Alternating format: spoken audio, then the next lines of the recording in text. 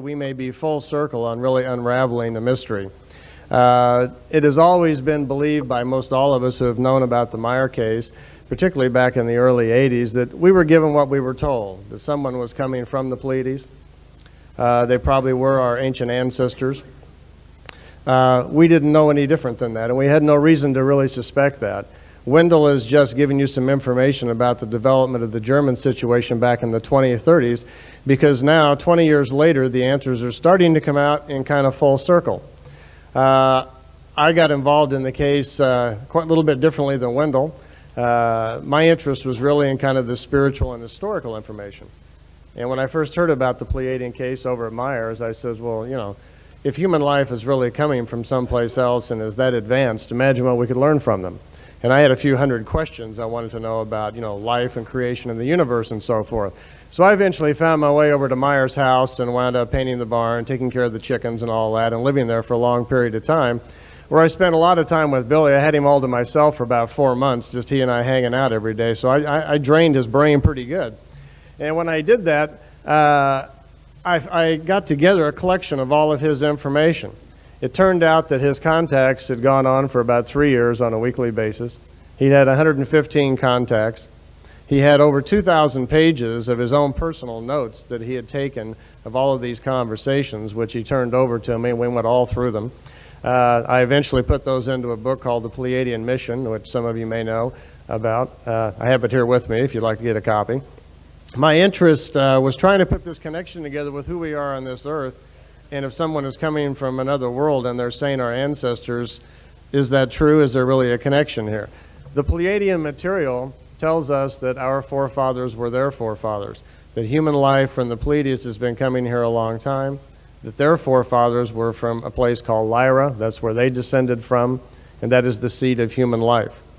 Well, I studied all this information, and I was traveling about a year ago down in Florida giving a talk on this case. And actually, it was at the request of a young lady in Florida asked me to come down to speak to her group, which spoke Spanish. And I don't speak Spanish. So I had an interesting afternoon being translated and speaking very slowly and explaining myself. And then at the end of the talk, a young man came up to him and introduced himself and told me his name was Adrian. And he says, do you remember an evening about 6 years ago when you were living at Billy Meier's house and you were hearing voices in your head? And I kind of, yeah, I remember that. Yeah, but I've told a few people that, so that didn't surprise me. And he says, you heard your name called out, and then you got up, went over and answered the door to see who was there, didn't you? I says, yeah, as a matter of fact, I did. And I've told that to a few people too. But I was getting intrigued with how he would know this. And then he says, well, after you looked up and down the hall, then it occurred to you that somebody might be trying to send you something, and you lay down on the bed and listened to the thoughts that came in. And those next thoughts told you to study here, learn what you can, but don't get involved in the situation and move on. I says, yeah, I never told anybody that really, but you didn't listen. Instead, you got involved and stayed there anyway, didn't you? I says, yeah. He says, I was on board a craft over the top of the house that night when the Pleiadians were sending you that information. I've been having contacts with them for 29 years. And they told me in 6 years they would start contacts in America to continue the process that they started in Switzerland. And when they were going to do that, that you would be the person that I'd have contact with. So about that time, my mind was kind of, you know, getting a little unraveled. The first thought that hit me was if someone's been reading my thoughts and putting them in there for all these years, that they still wanted to talk to me, that kind of amazed me. So we usually try to keep most of our thoughts, you know, to ourselves. So, but at any rate, he says, I know you're going to want some validation of this and some proof. Art, whenever you're ready, you could start the high 8 camera and just kind of let it roll. As validation of what he was talking about, he says, my contacts have been going on for about 29 years, but they're quite different than the Meier situation. Meier was chosen as a contact person at birth. He says, I was not. He says, I am a Pleiadian soul transfer. There are about 20 of us on the planet.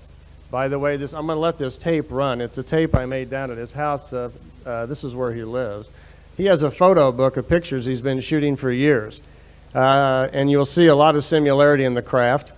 This is one of the remote discs here. He says that he hangs out with them because he's family. He has no interest in being a contact person, but they had asked him to do it to start getting new information and new photos out into the general public. This is, by the way, is one of the kind of pie pan remote discs. It's very similar to the one that Wendell just showed you over Meier's home.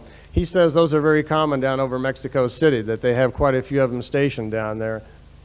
This is a beam ship type, one of those 21-footers. Has the little antenna on it. It's 21 feet in diameter, can carry 3 people, has interdimensional capabilities. This picture was taken from inside a craft. If you look at it for a second, you'll notice that you're in the clouds kind of looking down at it. This one we have the original negative on it and has just been analyzed and given a pretty good clean bill of health. This one is taken through his screen door. He has a very busy patio. He lives in Miami in the middle of the city, and on his patio most of these pictures are taken, and he has a large screen door there, and this one he took very quickly through the screen. Here he's in the craft again, and you can see the craft. Now look at the top left. It's probably hard to see, but there's a green line up there. That's a mothership, what we would call a mothership. It's the first time we've seen anything cylinder in reference to the Pleiadian case. And it's green and has kind of a bright red flare right around the middle of it somehow. This one's a little hard to see. It's just several discs over some treetops. I asked him why what were the Pleiadians going to try to make known through him. They told me that they wanted to continue the situation that they had started with Meier. Wendell showed you an overhead picture. This is the one that he was making reference to. He takes most of these pictures with a Polaroid. Now look at the clouds right through the whole of the craft.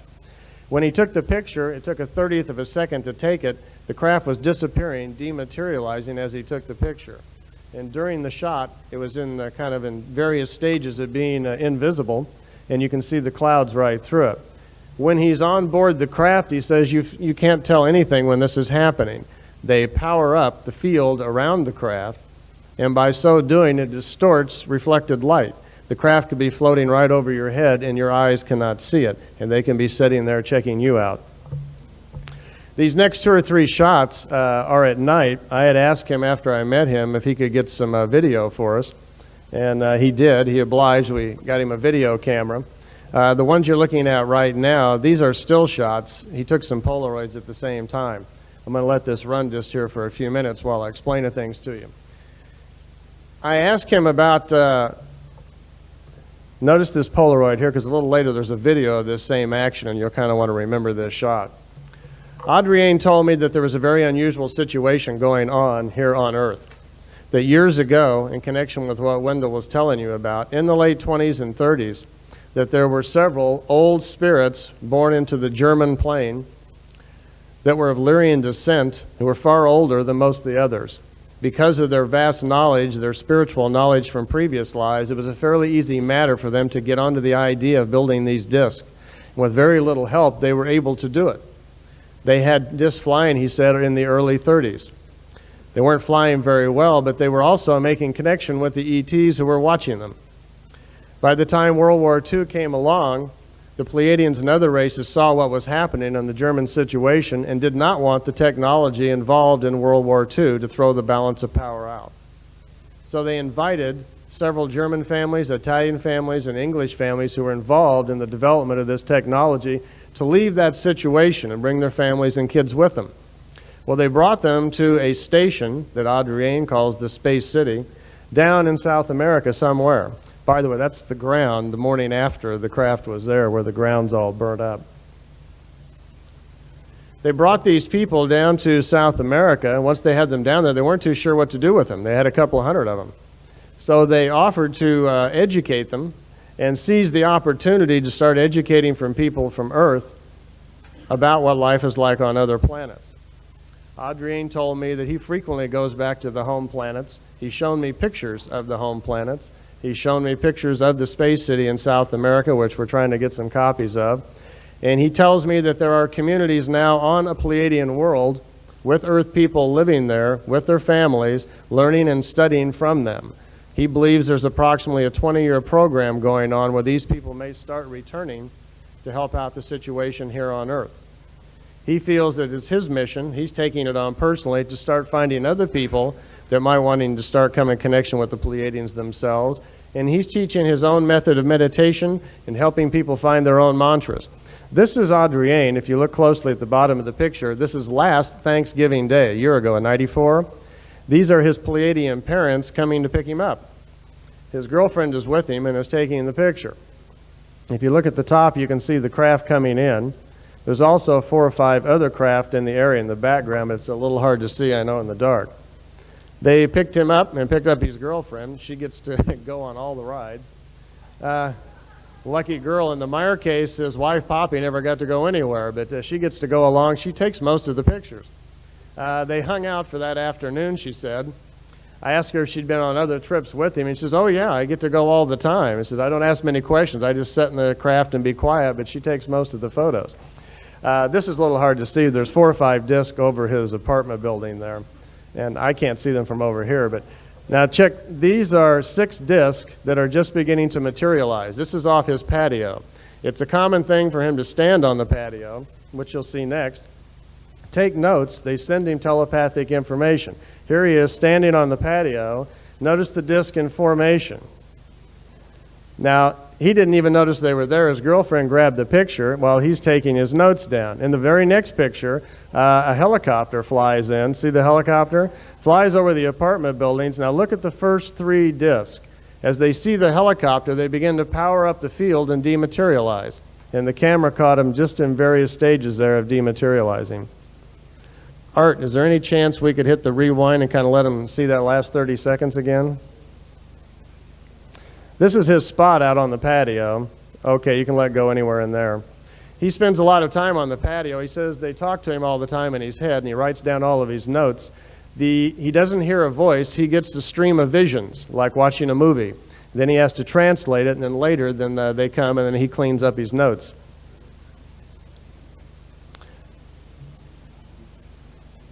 Now, Art, if you don't mind doing that one more time back to the same spot, I want you... Excuse me? Okay, I don't know how good it pauses, but I wanted to stop on that one if I can. Okay, good. Now take a close look at this picture. Wendell just showed you some discs that look almost exactly like that, didn't he? The original, what's called Vril levitation design that was designed by these Germans back in the 30s, what you're looking at are 9 Vril craft made in South America by Earth people who are learning from the Pleiadians. These are not Pleiadian craft. The next picture with the helicopter is also made here in South America. He has been to the Space City, and when he will let me have them, he has a nice group of beautiful photos walking around down there with discs everywhere. When he got down there, he had his Polaroid with him, and they told him they were going to be there for a while and let him hang out. He got out of the craft with his Polaroid and turned around. He was very surprised because he had not been there before. But he said it looked like an airport. There were rows of discs sitting on the ground parked all over the place. They are Zeta discs. The Zetas are down there. There are Pleiadian, very large Pleiadian discs. There's a whole score of German Vril craft, even some old Hanabus down there. And pretty much all the craft that we've seen throughout the Meier case are all parked down there also. There was about 100 of them. In his photo book, if he'll let me have them, which I'll get them yet, they're sitting right on the ground with people working on them. What he's concerned about is he says that when people begin to find out that a select group of people from Europe have had some extra privileges over the last 30, 40 years, they've gone to other worlds, they've had children on other worlds, they no longer speak German, Italian, or English, they've learned on a Pleiadian world, and now they're coming back here to help their own planet. They're having contacts with people all over the planet. Sometimes they say they're from the Pleiades, sometimes they say from Andromeda, sometimes they say they're from Orion, but it's all pretty much coming from the same source, I believe. They're trying to help people out all over the planet by raising our consciousness. They are very aware that in the near future we have some very difficult times ahead of us. They feel if they were to come out and say our parents were Germans, that no one's going to pay much attention, and the huge amount of prejudice and hate we still have on the planet would distort anything that we might learn from them. I think more and more we're going to find out in the near future contacts all over the planet. The crafts are starting to look the same. The message is starting to be the same. Ladies and gentlemen, there's over 100,000 people right now from Earth and their descendants living on Pleiadian planets learning. These were the people that are starting to come back here over the next few years that are probably going to make a major difference in the way our civilization goes. Okay, Art, let her go. If you watch this one closely as the camera goes by, 2 pictures down, you'll see one of those Hanibus that Wendell was talking about that was just taken a few months ago. We thought they were extinct, but they're not. Right at the bottom, see them? You want to try it one more time, Art? If it has a, you can freeze there. Well, look down at the bottom right. We'll try it one more time. Wham. Okay. That's a German Haunebu parked at the Space City that's about 30, 40 years old. They built them to last, and you can see two men servicing them there. He has probably 30, 40 pictures in this caliber walking around down at the Space City of all different types of craft. So there is a serious connection going on between different people on our planet and the extraterrestrials. Okay, Art, let her go. Adrian has a special study group that he's starting now. He feels that the way that he could possibly be a benefit here was to find certain people that he thinks are ready and guide them through meditation in their own awareness and help them find themselves spiritually. Apparently the people that are, most of the people anyway, that are making the connections with them are people that through meditation learn to get into a balanced state with clear thought so they can receive information from them. This is another shot where the craft is just dematerializing. Fortunately, he shot a lot of these. They're Polaroids with a little cheap 1995 Sure-Shot camera. It's got a 1/30 of a second plastic lens on it. Just like in the Meier case, we have a man here getting the shots of a lifetime, and he's taking them with a very inexpensive camera. We've purchased him a new 35 millimeter zoom, autofocus, auto wind, and a case of film. So hopefully he will start getting some more. And just recently, yesterday, I had someone volunteer to buy him one of those new $4,000 triple chip Panasonics to take some stuff. So I think our quality of our pictures will increase a little bit. This next section is a little slow. It's a night video. And if you know where the fast forward is, Art, fast forward for about 2 minutes and it'll move on down. I'd ask him to get some video for us so we could see it, and he obliged. As Adrian's situation is a little different than the Meier situation. When Meier's contact started, it was like going to school. They came by almost on a weekly basis, and it was almost a classroom situation where he would ask questions, they would give answers, they would teach him things about history, philosophy, and spirituality that they wanted to. Adrian's situation is quite different. He never knows when they're coming by. They treat him like a lost relative. When they do come by, they pick him up, tell him to be quiet, they got things to do. He hangs out with them for a day or two. He can't usually ask for any favors, and even for the summer, they told him they're kind of busy, and they just left him alone. He wasn't even sure when they were coming back. So we have a little different situation going here. We're never sure exactly what's happening. When I asked him to get some video, he says, all right, I'll try. And he got the camera, and he went out at night to take the video. This video, by the way, is just south of Miami on the beach. He was directed for him and his girlfriend to go down there, which they did. First, there was just one craft until they parked the car and got their bearings and set out. Then two came in, and you can fast forward a little bit more, and then we'll get a little group thing going here. Okay, now we're pretty good. This is similar to some of the shots we've also seen down in Mexico City. In that area down there, there's quite a bit of shots being seen at night with groups of them coming in and making formations like this. He actually ran the camera here for about 15 minutes, so that's why we're fast forwarding a little bit. Besides, it gets a little more exciting here in a minute. Okay, Art, roll it on forward a little bit. You can take it down to where the screen will suddenly kind of go bright red. Should be about another minute or so.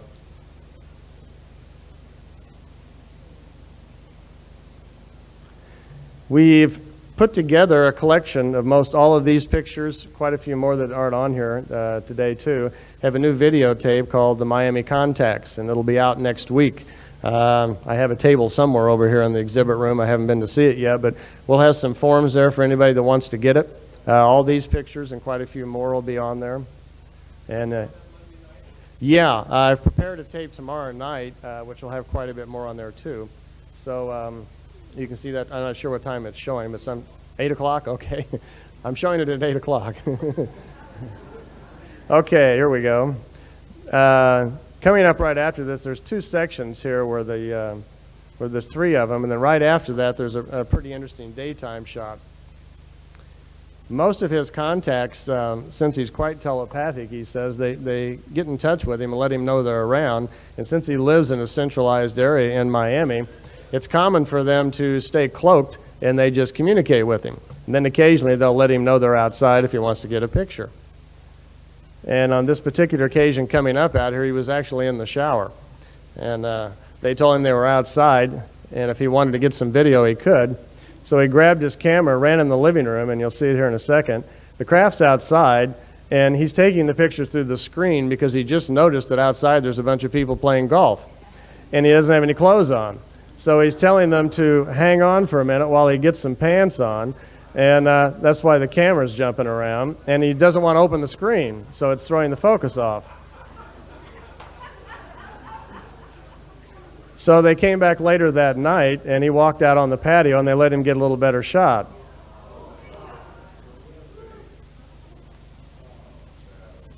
Now, you'll remember from the earlier shots, there's a water right in front, and those are the apartment buildings. I'd say those are a good quarter mile away on the other side of the park over there in those buildings.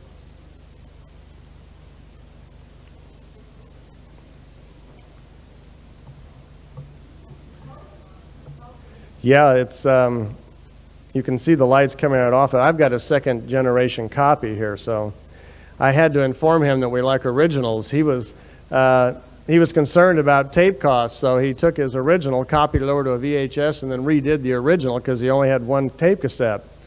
So I've had to educate him a little bit about saving all those originals. This is that craft up in the clouds again. You can see the antenna coming out the top up there. This is, by the way, one of the ones we have the original negative on. We've got them now on several of the pictures, and I'm just beginning to get them analyzed by some independent study imaging people. And so far they've given this shot, anyway, a real clean bill of health. They couldn't find anything wrong with it. Everything matches up. There's no tampering with the film. He doesn't have too many negatives. Most of these pictures, unfortunately, were Polaroids with a rubber band around them and his dresser. He didn't really expect to ever show them to anyone. This one's most unusual. There's a shadow on the ground. He got a telepathic message, looked outside expecting his Pleiadian friends, and there was a life form out there in some sort of environment suit. He went outside with his camera, and the being forced his hands down to the ground and made him take a picture of the shadow. And then as he raised his arms back up to talk to the being, he vanished right in front of him. He doesn't have any clue at all where the life form came from. Now here's a couple of shots on the patio. Again, he's lowered the camera down. You can see the disc there and through the bars on the patio, trying to get something in the foreground so you can see them.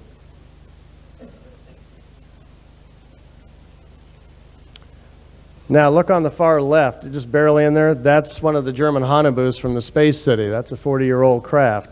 And the three on the right are crafts made in Space City down there by American people with the aid of the Pleiadians. They're teaching them their technology.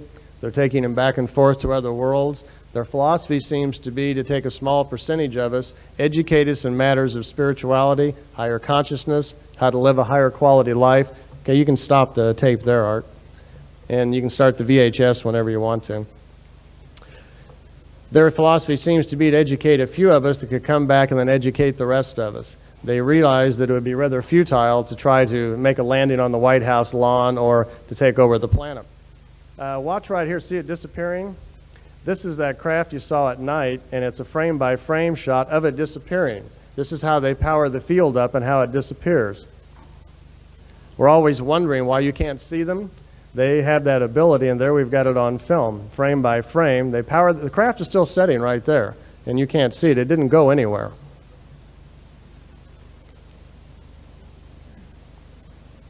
There's a series on here now of several nighttime shots. You can see he's panning back to show the foreground, how far away that he is. That's where he lives. He's got a pretty interesting patio.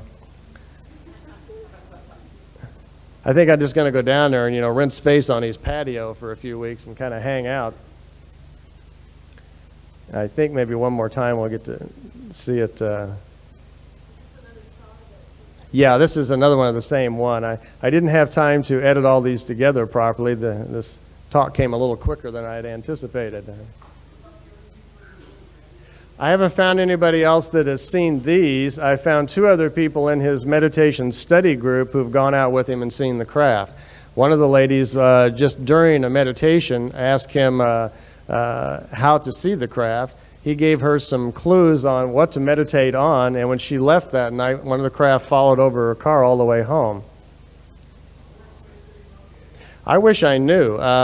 Wendell and I discussed that one night. Wendell's guessing southeast Ecuador. I don't have a guess at all, and Adrian doesn't know. And he said it really wouldn't do you much good if you did know. There's no way to get to it, and with the technology they have, they wouldn't let you in anyway. So there are no roads to it. It's somewhere in South America, but I really don't know where. Now, this is some new one. I got a call about a week ago from him, said they came by again. This next series now for about 3 or 4 minutes was all shot on October 20th. And again, he's on his patio, and you can see the telephone poles off in the distance. It's 3 or 4 blocks away. Right in the middle of the telephone pole, here comes the disc. It'll move to the left. And they're talking to him in his head now, telling him to get ready, and they're giving him some instructions. They've asked him if he can leave the house. I asked if we could get some more video in some area where the craft was a little more obvious, other things to compare it to. So they said they would. And that's what you're going to see next. They're going to lead him around town and down the freeway and follow him. Again, you can see the apartment buildings down at the bottom here. Now where the clock on the VCR is running, we're 10:03 on October 20th. And he's got the thing zoomed out about as far as he can go. See how far away it is?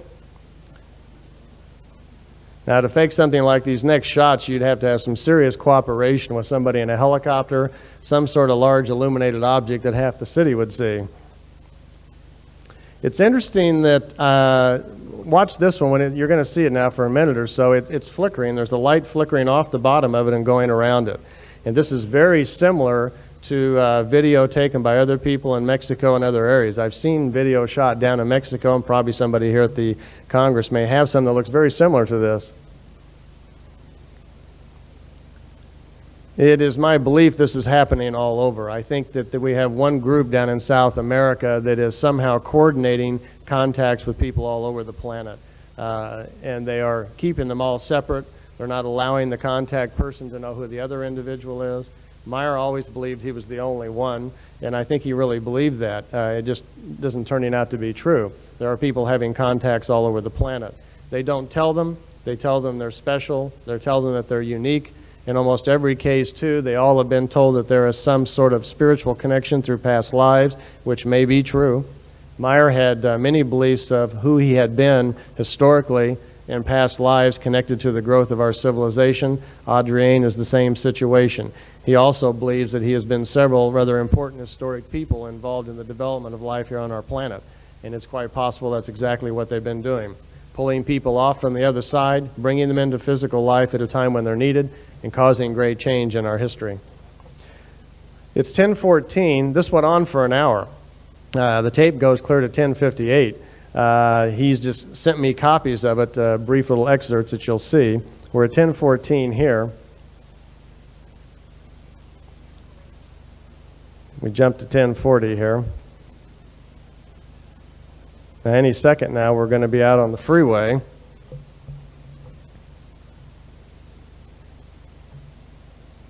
That's a jumpy tape. No. I asked him if they did, especially when you see this stuff on the freeway. I mean, you'd think everybody had a wreck. But he said no, that particular night, October 20th, he knew they were coming.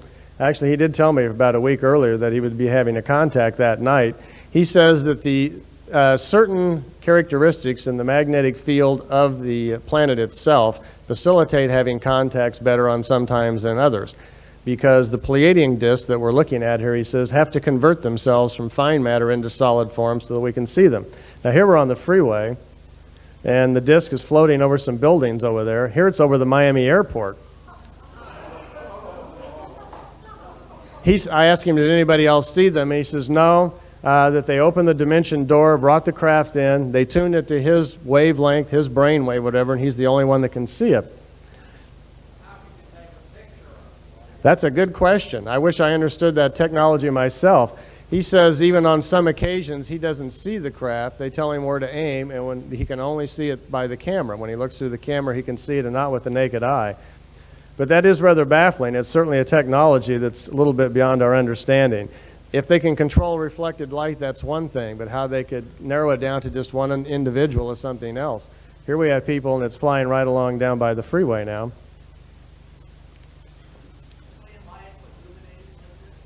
Excuse me? It appears to be. I see it's jumping around a lot, and it didn't before. Is that something you're doing, Art, or?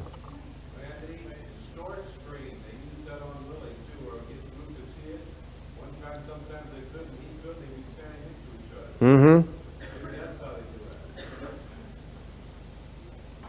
Well, this is a slow-mo that he did of the thing where it's moving behind trees.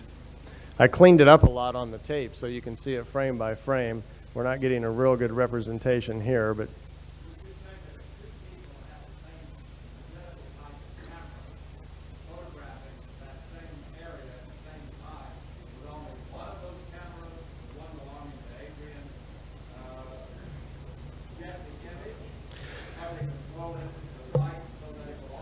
well, they seem to be. That situation happened several times in the Meier case where several people that drove him out to context took cameras and were not able to get pictures themselves while Billy was nearby getting a shot.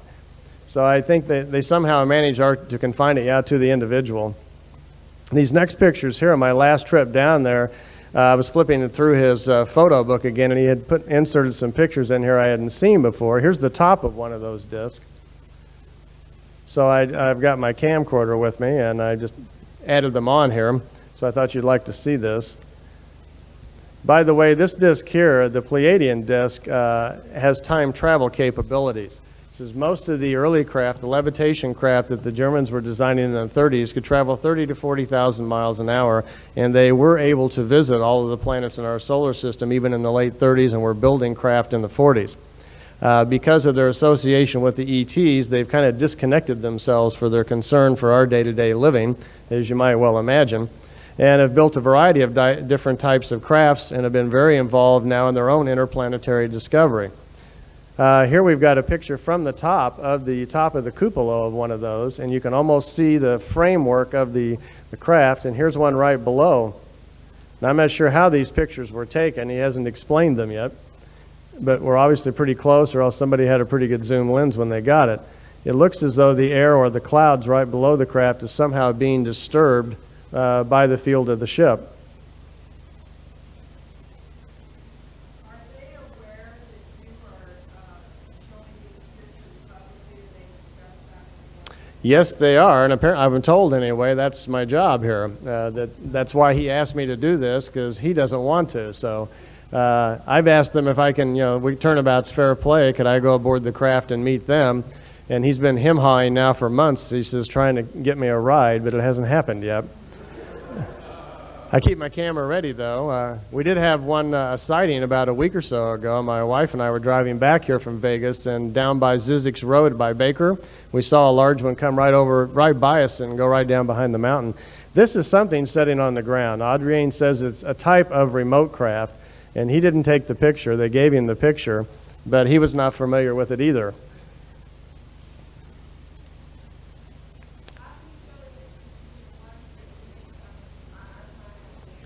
Well, up until he told me they were building him here, I had no idea. We don't really at this point. We're just trying to figure things out.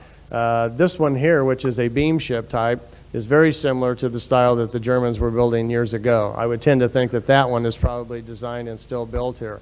He tells me even the BMW is still involved and makes parts and sends them down to the Space City for some of the discs.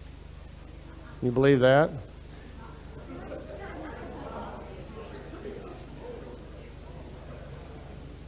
This is a view from the top of the Pleiadian disk, which is quite different. We also have to begin to consider, I asked Adrian one day, I says, well, perhaps we should consider the idea that there are no Pleiadians at all. Maybe we're just looking at continued advancement in the German situation. And he says, oh no, there's a vast difference in the Germans and the Pleiadians. That's all the tape, Art. You can bring the lights up.